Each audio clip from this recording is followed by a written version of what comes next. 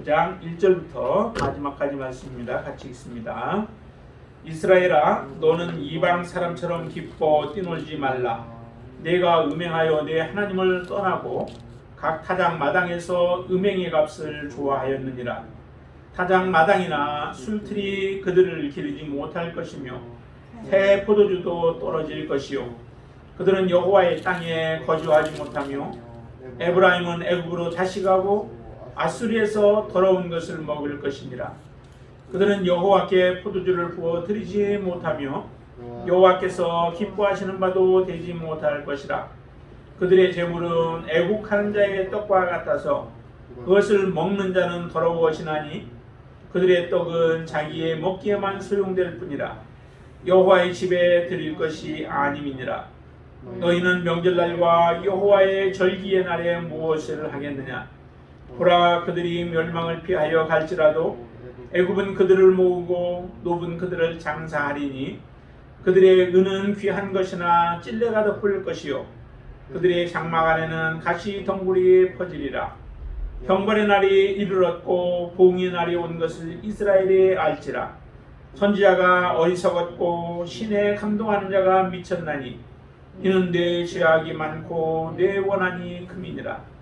에브라임은 나의 하나님과 함께한 파수꾼이며 선지자는 모든 길에 친 새 잡는 자의 그물과 같고 그의 하나님의 전에는 원한이 있도다. 그들은 기브아의 시대와 같이 심히 부패한지라. 여호와께서 그 악을 기억하시고 그 죄를 벌하시리라. 옛적에 내가 이스라엘을 만나기를 광야에서 포도를 만남같이 하였으며 너희 조상들을 보기를 무화과 나무에서 처음 맺힌 첫 열매를 본같이 하였거늘 그들이 바알볼에 가서 부끄러운 우상에게 몸을 들이므로 저희가 사랑하는 우상같이 가증하여졌도다. 에브라임의 영광이 새같이 날아가리니 해산하는 것이나 아이 베는 것이나 임신하는 것이 없으리라. 그들이 자식을 기를지라도 내가 그 자식을 없이하여 한 사람도 남기지 아니할 것이라. 내가 그들을 떠나는 때에는 그들에게 화가 미치리로다. 내가 보건대 에브라임은 아름다운 곳에 심긴 두로와 같으나 그 자식들을 살인하는 자에게로 끌어내리로다. 여호와여, 그들에게 주소서. 무엇을 주시려 하나이까? 아이베지 못하는 태와 젖없는 유방을 주시옵소서. 그들의 모든 악이 길갈에 있으므로 내가 거기에서 그들을 미워하였노라. 그들의 행위가 악함으로 내 집에서 그들을 쫓아내고 다시는 사랑하지 아니하리라. 그들의 지도자들은 다 반역한 자니라. 에브라임은 매를 맞아 그 뿌리가 말라 열매를 맺지 못하나니 비록 아이를 낳을지라도 내가 그 사랑하는 태의 열매를 죽이리라. 그들이 듣지 아니하므로 내 하나님이 그들을 버리시리니 그들이 여러 나라 가운데에 떠도는 자가 되리라. 아멘. 호세아를 통하여서 주시는 하나님의 메시지가 구구절기절이 하나님의 그 간절한 마음들이 그대로 담겨져 있습니다. 특별히 계속해서 악을 범하고 있는 이 에브라임, 북이스라엘을 향하여서 하시는 하나님의 그 메시지가 우리에게 주시는 하나의 또한 메시지로 들려질 수 있게 되기를 바랍니다. 특별히 여기 에브라임의 영광이 새같이 날아가리니라고 11절에서 말씀하는 것과 같이 이스라엘 백성들의 그 삶이 이전에는 이와 같이 새같이 날아가는 영광이 아니었습니다. 이스라엘 백성들은 참으로 하나님이 사랑했던 자들 아니겠습니까? 비록 볼품은 없었고 또한 능력은 없었고 그들이 가진 것은 없고 큰 민족도 아니고 연약한 자들이었지만은 정말 하나님이 사랑하였던 자들이죠. 이렇게 표현을 하죠. 한번 보실까요? 10절 말씀 한번 전반절을 보시죠. 같이 한번 읽습니다. 옛적에 내가 이스라엘을 만나기를 광야에서 포도를 만남같이 하였으며 너희 조상들을 보기를 무화과 나무에서 처음 맺은 첫 열매를 봄같이 하였거늘 그렇게 말씀하시죠. 광야에서 물도 얻기 어려운데 광야에서 포도를 만난다면은 이와 같은 기쁨은 없겠죠. 그런데 이스라엘은 하나님이 처음에 만났을 때 그들의 선조들, 하나님 앞에 순종하였던 선조들의 삶의 모습은 광야에서 포도를 만난 것처럼 그렇게 큰 기쁨이 되었다라고 얘기를 합니다. 포도는 음료로도 마셨던 것들이죠. 그래서 특별히 이스라엘에서는 음료로도 마십니다. 그런데 왜 그 힘을 돋굴 수 있는 포도를 만난 것이 그렇게 큰 기쁨이었고, 또한 무화과에서 처음 맺힌 첫 열매, 그 첫 열매와 같은 존재가 바로 이스라엘 백성들이었다라고 말씀합니다. 처음부터 하나님 앞에 하나님이 그들을 백성으로 삼고 언약을 맺어서 살아갈 때에는 이스라엘 백성들이 이렇게 완악한 모습으로 살아가지는 않았었다라고 하는 것이죠. 하나님의 기쁨이었고, 또한 연애 시절과 같이 또 결혼의 초년과 같은 그러한 모습으로 이스라엘 백성들이 하나님 앞에 하나님만 바라봤던 그런 사람들이기도 했었다라고 말씀을 합니다.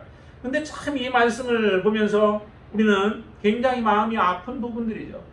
한 번 처음 하나님을 만나서 믿음으로 이렇게 살았다면은 지속해서 그와 같은 삶을 지속하는 삶을 했으면 얼마나 좋았겠습니까?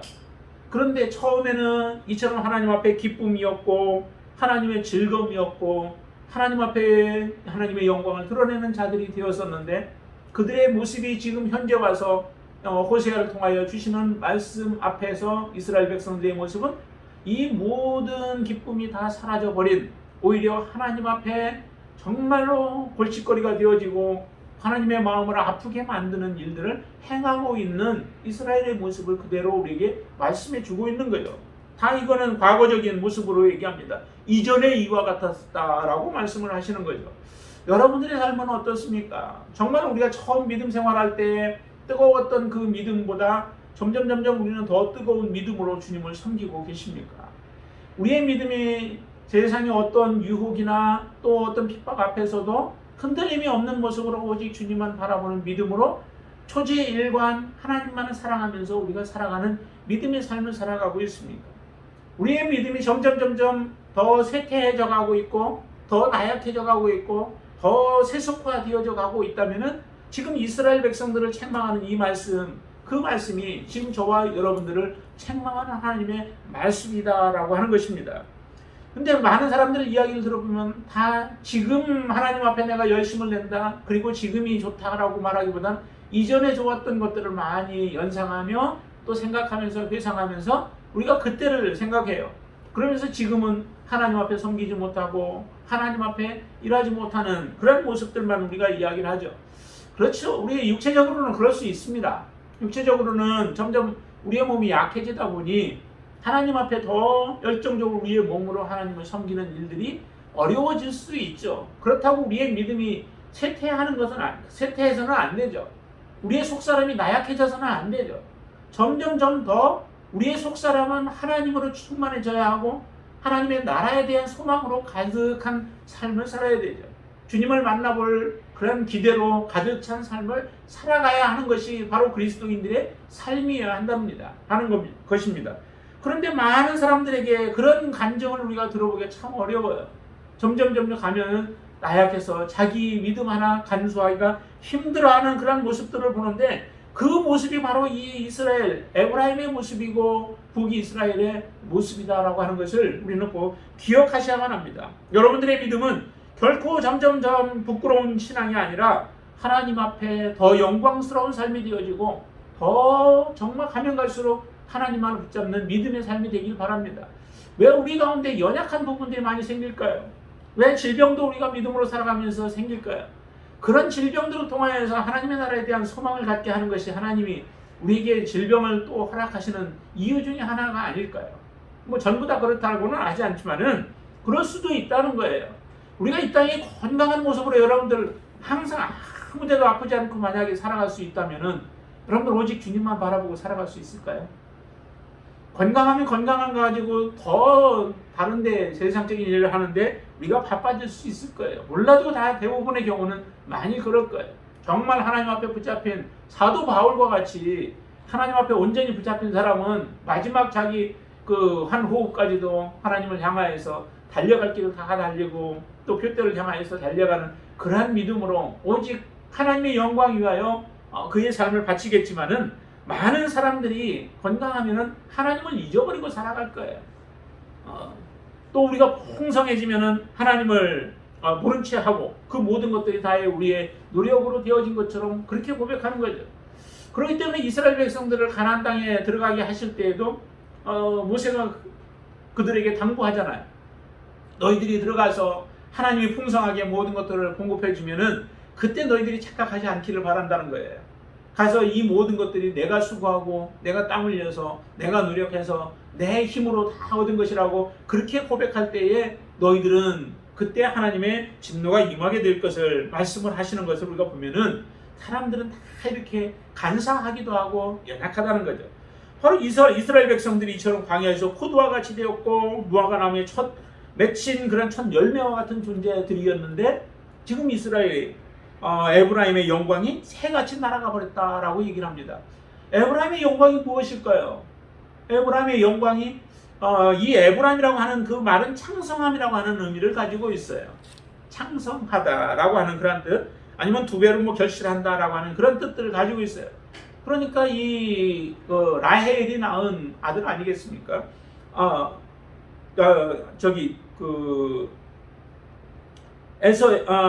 누구죠?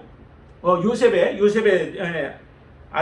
아들인데, 그런데 이 에브라임의 그 창성함이라고 하는 그것이 한순간에 날아가는데 꼭 그것만을 의미하는 것은 아니라는 거죠.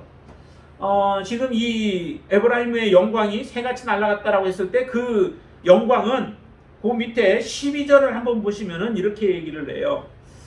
혹 그들이 자식을 기를지라도 내가 그 자식을 없이하여 한 사람도 남기지 아니할 것이라 내가 그들을 떠나는 때에는 그들에게 화가 미치리로다 라고 이렇게 말씀하시죠. 다시 말하면은 이 에브라임에게 하나님이 떠나버리는 경우가 생기게 되어지는데 그것이 바로 에브라임의 영광이 새와 같이 날아가 버리는 그런 결과가 온다라고 하는 겁니다. 하나님이 계시지 않는 에브라임, 하나님이 계시지 않는 이스라엘, 의미가 없는 거죠. 하나님이 함께 하셨기 때문에 연약한 존재라 할지라도 그들이 힘을 떨쳤고 또한 하나님께서 약속하신 가나안 땅에 들어가서 그곳에서 번성케 되어지는 그런 역사가 일어났는데 그 하나님이 행하신 모든 일들을 하나님께 영광을 돌리지 않는 것입니다. 한번 오늘 본문의 1절 말씀 한번 보시죠. 1절을 같이 한번 보겠습니다. 같이 읽습니다. 이스라엘아 너는 이방 사람처럼 기뻐 뛰놀지 말라. 내가 음행하여 내 하나님을 떠나고 각 타작 마당에서 음행의 값을 좋아하였느니라 라고 얘기합니다. 무슨 말씀이에요? 이스라엘 백성들이 이방 사람들처럼 너희들 뛰놀지 말라는 거예요. 이방 사람들이 어떻게 하나요? 이방 사람들은 우상을 섬기죠. 특별히 바알과 같은 우상을 섬겨서 바알이 자기들에게 모든 축복을 준다라고 믿고 있고 그렇게 의지하면서 바알에게 제사를 드렸던 것이 이방 사람들의 모습이죠. 우리는 이제 또 다른 신들을 섬기면서 하지만은 그러면서 모든 주어진 그런 그 결실들, 이 모든 결실이 자기가 섬기고 있는 우상의 힘과 우상의 도움으로 그리고 그 우상에게 우리가 제사를 드리고 했던 그 결과로 얻는 것이라고 하면서 결실의 날에 또 여기에 타작 마당에서 하나님 주신 그 타작 마당에서 하나님께 영광이 아닌 우상에게 영광을 돌리는 삶을 살아가고 있는 겁니다. 이런 삶의 모습은 정말 잘못된 것이죠. 세상에 하나님에 의해서 모든 것이 창조되었고 하나님에 의해서 지금도 존재하고 하나님의 섭리에 의해서 지금도 우리가 살아가고 있고 마지막도 하나님의 주권 하에 모든 것이 하나님의 뜻대로 되어질 것인데 그 하나님은 잊어버리고 우리가 우상에게 모든 영광을 돌려버리는 이런 삶을 살아가고 있는 거예요. 그렇게 너희들이 하지 말라는 거예요. 이스라엘 백성들이 이와 같은 삶을 살아가고 있는 것이죠. 하나님께 영광이 아니라 바알에게 영광을 다 돌려버리는 삶을 살아감으로 인하여서 결국 하나님이 그들을 떠날 수밖에 없었던 겁니다. 하나님이 떠난 결과 그들은 어떻게 되어져요? 2절 3절에 보면은 타작 마당이나 술틀이 그들을 기르지 못할 것이며 새 포도주도 떨어질 것이다 라고 말씀하죠. 그들이 얻었던 타작 마당에서 수확이 항상 그렇게 되어질 줄로 생각했는데 하나님이 떠나버리면 그 타작마당도 텅텅 비어버릴 것이고 술틀이 그들에게 계속해서 존재하지 못할 것이고 새 포도주도 떨어져 버리게 되어진다면 너희들이 더 이상 생존할 수 없고 살아갈 수 없게 되어질 것이다 라고 하는 것을 말씀을 하시는 겁니다. 이게 진리이죠. 분명히 하나님께서 지금 은혜를 모든 사람들에게 다 베풀어 주셨기 때문에 우리가 살아가고 있는 거예요. 하나님은 해도 비도 빛도 하나님께서 모든 사람들에게 다 골고루 주시는 거죠. 지금 주셨기 때문에 우리가 살아가고 있는데 그 모든 것들을 하나님이 거두시게 되어진다면 더 이상 존재할 수 없는 것이 바로 우리들입니다. 그런 연약한 존재들이고 하나님의 은혜로 말미암아 우리가 살아가고 있는 것임을 깨달아야 하는데도 그들은 지금 풍성하니 그것으로 우리가 살아갈 수 있으리라고 또 우리가 버틸 수 있으리라고 생각하고 있지만은 하나님께서는 말씀합니다. 너희들이 의지하는 것도 너희들이 기대하는 것도 너희들이 소망하는 모든 것들이 다 날아가 버리게 되어질 것이다 라고 하나님 그렇게 말씀하시는 거예요. 정말 하나님이 없는 인생은 우리는 의미 없는 인생이 되어지죠. 우리가 이 땅에 아무리 오래 산다 할지라도 하나님 없는 인생을 우리가 살아가게 되어지면 허무한 인생으로 우리의 인생은 끝맺을 수밖에 없습니다. 짧은 인생이라 할지라도 하나님이 늘 함께하고 하나님이 동행하는 인생이 되어지면 그 인생은 정말 값진 인생을 살아가는 것이고 이 땅에 복된 인생을 살아가는 것이죠. 길면 뭐가 하겠습니까? 더 점점점 하나님이 없으면 우리는 죄악을 쌓는 삶을 살 수밖에 없는 존재들인 것을 우리는 기억해야만 합니다. 하나님이 이처럼 이스라엘 백성들이 하나님을 떠남으로 인하여서 이와 같이 되어졌고 그리고 참 또 더 한 가지 가슴 아픈 것은 4절 말씀 한번 보세요. 4절 말씀. 자, 그들은 여호와께 포도주를 부어 드리지 못하며 여호와께서 기뻐하시는 바도 되지 못할 것이라. 그들의 재물은 애곡하는 자의 떡과 같아서 그것을 먹는 자는 더러워지나니 그들의 떡은 자기의 먹기에만 소용될 뿐이다. 여호와의 집에 드릴 것이 아님이니라 라고 말씀합니다. 정말 하나님 앞에 우리가 재물을 드리지 못한다라고 하면은 이보다 정말 슬픈 가슴 아픈 일이 없죠. 내가 무언가 드릴 게 있어서 하나님 앞에 드리려고 하는데 하나님 받지 않으신다라고 하면은 정말 이게 가슴 아픈 일 아니겠습니까? 내가 드리지 못해서 안타까워할 때에 하나님은 그 연약한 재물이라 할지라도 받으시는데 가지고 있는 물질은 풍성하게 내가 가지고 있어도 하나님이 그것을 받지 아니하신다라고 선포해 버린다면은 얼마나 이게 슬픈 일들이 되어지겠어요. 사절에 그렇게 말씀하시잖아요. 그들은 여호와께 포도주를 부어 드리지 못하며 여호와께서 기뻐하시는 바도 되지 못할 것이라. 이스라엘 백성들이 하나님 앞에 드리는 것을 얼마나 열심을 가지고 했던 백성들이에요. 그런데 너희들이 가져와도 하나님 받지도 아니하시는 재물이다라고 말씀하시는 겁니다. 너희들이 드려봤자 하나님이 기뻐하지 아니하신다고 말씀하시는 거예요. 그러니 아무리 드리고 싶어도 드릴 수 없는 존재들이 바로 이스라엘 백성들이 바로 그와 같은 존재들이 되어졌습니다. 여러분들이 드리는 그 예물은 또 여러분들이 드리는 여러분들의 마음은 하나님이 정말 기뻐 받으시는 그런 재물이 되어지고 여러분들의 마음이 되어지고 여러분들의 몸이 되어질 수 있게 되기를 바랍니다. 내가 무언가를 드리는 것이 굉장히 우리는 불편해하기도 하는 사람들이 많아요. 하나님 앞에 좀 더 편안하게 우리가 신앙생활을 하려고 우리가 그렇게 믿음 생활하는 사람들이 많이 있죠. 믿음이 좋다 하는 사람들도 그럽니다. 그래서 교회에서 가능하면은 사람들을 귀찮게 하지 않기를 바라고 또 간섭하지 않기를 원하죠. 그래서 내가 하고 싶은 대로 내가 가고 싶은 때 가고 내가 드리고 싶은 때 드리고 내가 하나님 앞에 나아가고 싶을 때 하겠다라고 생각하면서 이런 그 하나님 앞에 우리가 드리는 것들에 대해서 우리가 불편해하고 그것을 많이 힘들어하는 그런 사람들이 있는데 그거는 참 잘못된 생각들이죠. 하나님 앞에 우리가 드릴 수 있는 것이 그게 기회요, 그게 감사한 것이다 라고 하는 것을 항상 여러분들은 잊지 않으시게 되기를 바랍니다. 내가 무언가를 드릴 수 있다는 것이 감사하고 내가 드리는 것을 받으신다라고 하는 것이 하나님 앞에 우리는 감사의 제목이 되어야 한다는 거죠. 이스라엘 백성들이 하나님 앞에 드렸던 제물들 보세요. 얼마나 정말 불편해요. 오늘날 우리들에게 그 구약의 제사와 같은 양식을 따라서 또 그 규례를 따라서 하나님 앞에 드리라고 한다면은 정말 하나님 앞에 제대로 우리가 드릴 수 있는 사람들이 얼마나 될까요? 번제 한 번 드리기도 정말 힘들 거예요. 그런데도 우리는 너무 편한 가운데 하나님 앞에 드려지는 그 예배임에도 불구하고 그것조차도 불편해 한다면은 정말 하나님 앞에 우리의 믿음이 있는지를 다시 한번 생각해 봐야 한다는 거죠. 이런 선언이, 사절과 같은 선언이 만약에 우리에게 떨어진다면은 이보다 더 우리는 가슴 아픈 일이 없다라고 하는 것을 생각한다면 우리의 마음속에 더욱더 감사함으로 하나님을 섬길 수 있게 되길 바라고, 예배마다 또 나올 때마다 주님 앞에 더욱더 감격한 마음으로 주님을 섬길 수 있게 되길 바랍니다. 4절에 이렇게도 얘기를 하죠. 그들의 재물이 어떤 재물인지, 애곡하는 자의 떡과 같다라고 얘기를 해요. 애곡하는 자, 초상이 나서 초상집에서 만들어진 그런 음식과 같은 거죠. 그러니까 죽은 자의 시체를 만지든지 또 죽은 자의 시체에 우리가 접촉이 됐든지 하는 모든 것들은 다 부정하게 되어져서 그 부정한 것은 하나님 앞에 드릴 수도 없는 거죠. 그것을 먹으면 다른 사람까지 부정케 되어지는 그런 음식이 바로 이 애곡하는 자의 떡이라고 하는 거예요. 그 이스라엘 백성들이 드려지는 모든 것이 이와 같은 애곡하는 자의 떡과 같은 것이라고 지금 하나님은 말씀하시는 겁니다. 이런 모습들을 보면은 정말 우리가 하나님 앞에 드린다라고 하는 것이 얼마나 감사한 일인지요. 5절도 보세요. 만약에 이와 같이 드리는 것도 하나님 앞에 드릴 수도 없고 내가 가지고 있는 것들이 다 애곡하는 자의 떡과 같은 것이고 하나님이 기뻐 받으시지도 않으신다면 우리에게 주어진 명절날이나 아니면 여호와의 절기와 같은 것들이 무슨 의미가 있겠습니까? 여호와의 절기 또 여호와께서 명하신 그런 명절날과 같은 것들이 오히려 짐만 되어지고 더 고통스러운 날만 되어질 뿐이죠.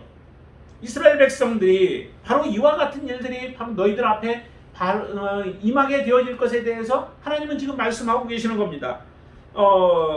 그들이 애지중지했던 많은 것들이 다 의미가 없는 것들이 되어진다라고 말씀해요. 6절에 보시면은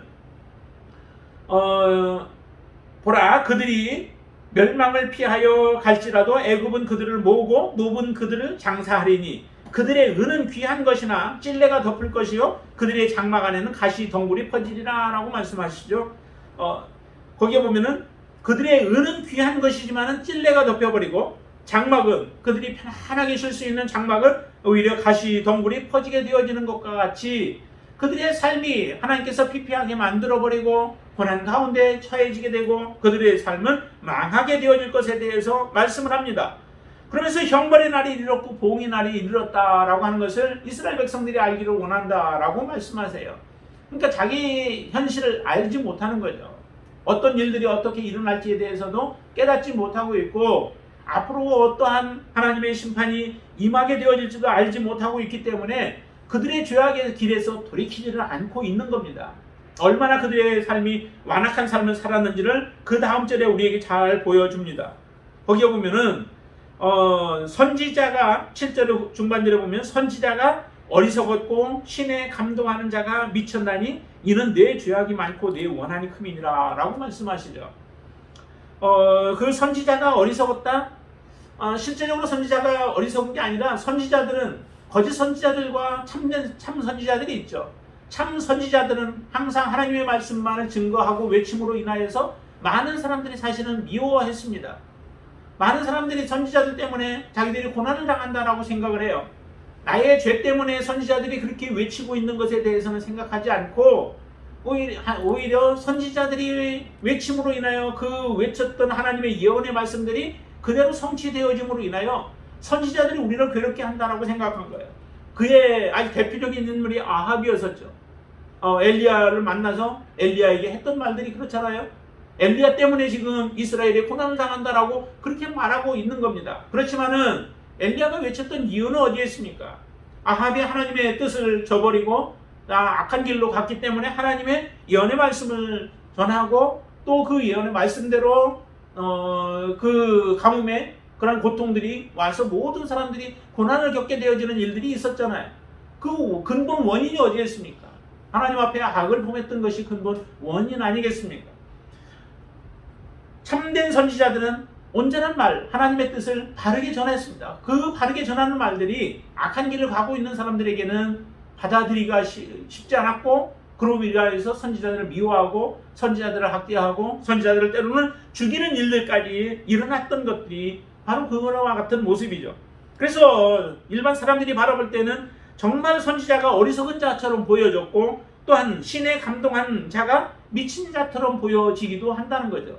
근데 그와 같은 보이지만 실제적으로 그들이 미친 자가 아니고 또한 그들이 어리석은 자들이 아니라는 겁니다. 오직 참된 말들을 행했던 자들이었는데 너희들이 정말 악한 자들이었기 때문에 이와 같은 일들이 지금 일어나고 있다라고 하는 것을 지금 경고하고 있는 것입니다.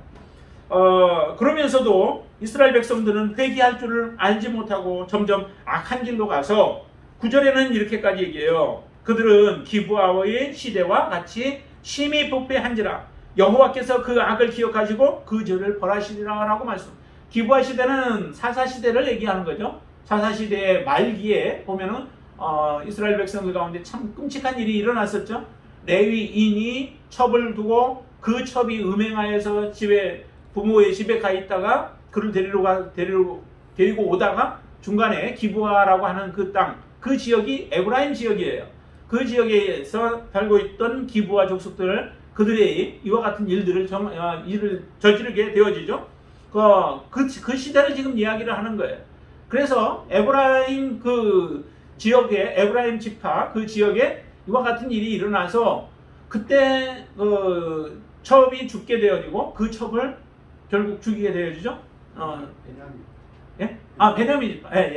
베냐민 지파. 그렇게 해서 죽이게 되어지는데 바로 그때에 일어났던 그 사건의 모습을 지금 이렇게 얘기해요. 이처럼 부패한 기브아의 시대와 같이 심히 부패한지라 라고 말씀해요. 그렇게 끔찍한 일들 12토막을 내가지고 각 지파별로 보내는 일들이 일어나고 그 결과로 인하여서 결국 전쟁이 베냐민 족속하고 11지파와의 싸움이 일어나게 되어서 결국 베냐민 지파는 거의 망하게 되어서 한 600명 정도 남게 되어졌던 그 사건이 일어나는데 그 사건이 바로 이처럼 부패한 시대에 이스라엘 백성들 사사시대의 말기에 일어났던 사건이었습니다. 이와 같이 지금 이스라엘도 이와 같은 상태가 되어졌다라고 하는 거예요. 이 상태에서 하나님이 해야 할 일들이 무엇입니까? 정말 그들과 더 이상 할 수 없어서 그래서 내가 그들을 떠나버린다라고 하시는 이런 말씀을 행하시잖아요. 하나님이 떠나면 결과적으로 나타나는 일이 두 가지가 생기게 되어집니다. 그 두 가지 일이 생겨지는데 오늘 본문에서 보면 두 가지로 하나는 그들의 자녀들을 다 끊어버리겠다라고 하시는 하나님의 엄격한 말씀이죠. 정말 자녀들은 어떻게 보면 내 목숨보다도 더 귀하게 여기는 자녀가 바로 우리의 자녀들 아니겠어요? 그런데 그 자녀들이 이와 같은 일들이 당하게 되어진다는 거예요. 그 결과는 바로 우상을 섬기고 하나님을 떠났기 때문에 그렇습니다. 하나님을 섬기지 않고 하나님을 배반하며 우상에게 모든 영광을 돌리는 이스라엘의 삶 때문에 이와 같은 일들이 생겨질 것이다 라고 하시는 말씀이고요. 또 한 가지가 일이 일어나는데 그 사건이 뭐냐면 17절 말씀이에요. 17절 한번 보시죠. 17절 같이 한번 읽습니다. 그들이 듣지 아니함으로 내 하나님이 그들을 버리시리니 그들이 여러 나라 가운데 떠도는 자가 되리라 라고 말씀합니다. 떠도는 자가 되어진다. 다시 말하면 흩어진다 라고 하는 거죠. 그들이 흩어져서 이제 이후에 보면은 이스라엘 백성들이 아수르로 포로로 잡혀가게 되어져서 그곳에서 고난을 당하게 되어지는 일들이 일어나게 되어져요. 이 일이 왜 일어나겠습니까? 하나님의 말씀을 듣지 아니함이라 라고 말씀하시죠. 하나님의 말씀을 듣고 순종의 삶을 살아야 할 이스라엘 백성들이 하나님의 말씀을 듣지 않습니다. 듣는다라고 하는 것에는 항상 그 순종의 삶이 같이 내포되어져 있는 거예요. 말씀만 그냥 듣고 끝나는 것이 아니라 정말 하나님의 말씀을 경청한다면 그 경청에 의해서 우리의 삶이 그대로 순종의 삶까지 나아가는 삶을 살아야 되는 거죠. 그렇게 살아가는 것을 듣는다라고 이렇게 표현을 해요. 그래서 이스라엘 백성들은 하나님의 말씀이 들려줘도 하나님의 말씀을 듣지를 않아요. 순종하지 않아요. 자기의 고집대로 가고 싶은 대로 그 길로 계속해서 가고 있는 이스라엘 백성들의 모습이죠. 그렇기 때문에 하나님은 이스라엘 백성들을 흩을 수밖에 없는 거예요. 아수리의 포로로 잡혀가서 그곳에서 고난을 당하고 고통을 당하게 되어지는 거죠. 이 호세아는 이렇게 기도를 합니다. 거기에 보시면 14절 한번 보실까요? 14절 여호와여 그들에게 주소서 무엇을 주시리 하나이까? 아이 베지 못하는 태와 덧없는 유방을 주시옵소서라고 기도를 해요. 이게 정말 보통 기도하면은 축복의 기도를 하게 되어지는데 축복의 기도가 아니라 지금 이 자체적으로 보면은 저주의 기도를 하는 거죠. 이스라엘 백성들이 하나님의 말씀을 듣지 아니함으로 저주의 말씀을 하고 또 그 뒤에도 보시면은 그렇게 얘기를 하죠. 자, 15절 말씀 한번 더 볼까요?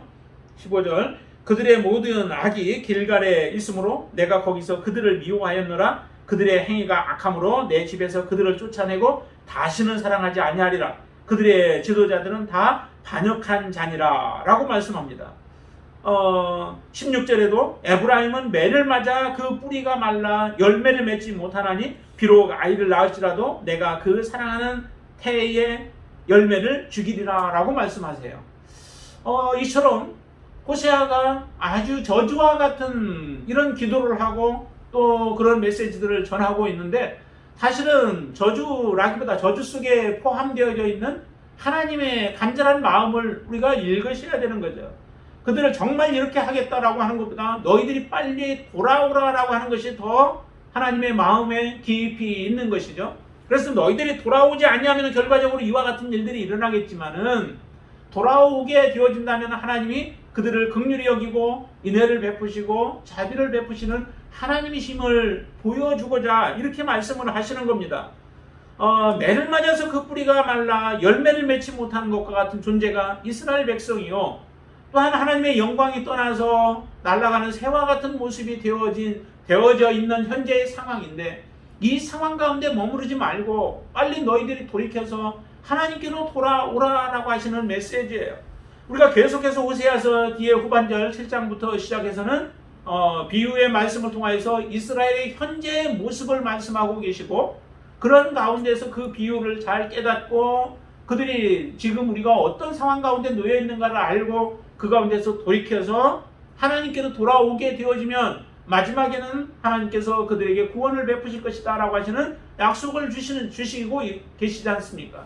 이와 같은 하나님의 말씀을 마음을 우리가 깨달아 알게 되어질 때에 우리는 매를 맞을 때에도 징계를 받을 때에도 우리는 돌이킬 수 있는 하나님께로 나아갈 수 있는 기회가 생겨지게 되어지는 겁니다. 지금 그들의 마음 가운데 이처럼 기도한다고 해서 그것이 아픔으로 그대로 자리 잡고 그것 때문에 낙심하고 또 좌절하여서 더 이상 하나님께 나아가기를 포기하는 어리석은 자들이 되지 말고 돌이키라라고 하는 겁니다. 지금 우리에게 하나님이 말씀하시는 말씀도 지금 호세아를 통하여서 말씀하셨던 이 이스라엘의 시대에 못지 아니하는 모습의 우리의 모습이기도 할 거예요. 하나님이 우리에게 돌이키라라고 말씀하시고 하나님께로 나오라라고 하시는 지속적인 하나님의 말씀과 메시지들이 우리에게 들려지지만 우리의 마음은 굳어 있어서 하나님의 말씀 앞에 우리의 마음을 활짝 열기를 거부하는 경우들이 참 많습니다. 정말 이 땅에 믿음으로 살아간다고 하는 사람들 가운데 하나님 앞에 우리가 저를 포함하여 모든 사람들 가운데서 얼마나 하나님 앞에 온전한 모습으로 서 있는 사람들 많이 있을까요? 정말 하나님의 말씀을 사랑하면서 그 말씀대로 우리가 우리의 자신을 쳐서 복종시켜가며 하나님 뜻대로 순종하며 살겠다고 그렇게 살아가고 발로동치는 사람들이 얼마나 되어질까요? 대부분의 경우는 내가 예수 그리스도를 믿어서 신앙생활 함으로 주일날 교회 나감으로 인하여 나의 마음에 위안을 받고 그러면서 나는 구원받다 생각하며 살아가는 사람들이 많이 있을 겁니다. 그런 사람들을 향하여서 동일하게 지금 호세아가 말씀하고 계신 것을 우리는 기억하셔야만 합니다. 하나님이 정말 내게 함께 하고 계신가? 내가 진정한 하나님의 사람으로 인정받고 하나님이 기뻐하셨던 이스라엘 백성과 같이 광야에서 포도를 만남처럼 나를 기뻐하고 그리고 무화과 나무에서 처음 맺힌 첫 열매와 같이 하나님이 나를 기뻐하고 계시는가? 라고 하는 것들을 우리가 생각해보고 정말 나는 그 뿌리가 말라서 열매를 맺지 못하는 그런 나무와 같은 존재가 혹시 내가 되어지지 않았는지를 우리는 보아야 한다는 거죠. 좋은 나무에서 좋은 열매를 맺고 나쁜 나무, 악한 나무에서 나쁜 열매를 맺을 수밖에 없는 것과 같다라고 말씀하시는데 예수 그리스도로 말미암아 내가 진정으로 거듭난 자요. 예수 그리스도로 말미암아 내가 의로운 자요. 예수 그리스도로 말미암아 우리의 모든 죄가 용서를 받아서 하나님의 진정한 자녀가 되어졌다면 우리는 이런 기쁨의 자녀가 되어질 수 있고 또 그런 자녀인 줄로 믿습니다. 이렇게 하나님 앞에 우리의 자신을 쳐서 다시 한번 바라보면서 더 이상 어리석은 자의 길을 가지 아니하고 또 하나님의 진노의 대상의 삶이 아닌 하나님이 기뻐하시는 온전한 삶을 살아가는 믿음의 귀한 자녀가 되어지기를 주님의 이름으로 축원을 드립니다. 기도하겠습니다. 아버지 하나님, 나의 모습을 다시 한번 바라봅니다. 우리의 모습이 어떠한 모습입니까? 하나님 앞에 처음 믿음의 시작을 하였을 때 주님을 사랑하고 뜨겁게 주님을 섬겼던 그 모습이 우리 안에서 지금도 들끓고 있습니까? 하나님을 사랑하는 그 마음이 변함이 없습니까? 변질되어지지 않았습니까? 하나님 앞에 영광을 돌려야 할 그 영광을 온전히 하나님께만 돌리며 살아가고 있습니까? 하나님, 우리의 모습을 다시 한번 바라보며 모든 죄 가운데서 우리는 다시 한번 온전한 가운데로 나아갈 수 있는 귀한 은혜로 허락하여 주시옵소서. 하나님이 내게서 떠나갔는데도 불구하고 알지 못하며 살아가고 있는 어리석은 사람이 되지 않게 하여 주시옵소서. 사울은 자기에게서 여호와의 영이 떠나갔음에도 불구하고 그는 알지 못하여 결국에는 악한 영이 그를 주장하고 다스리는, 그리하여 하나님 앞에 하나님을 대적하며 살아가는 어리석은 삶을 살았습니다.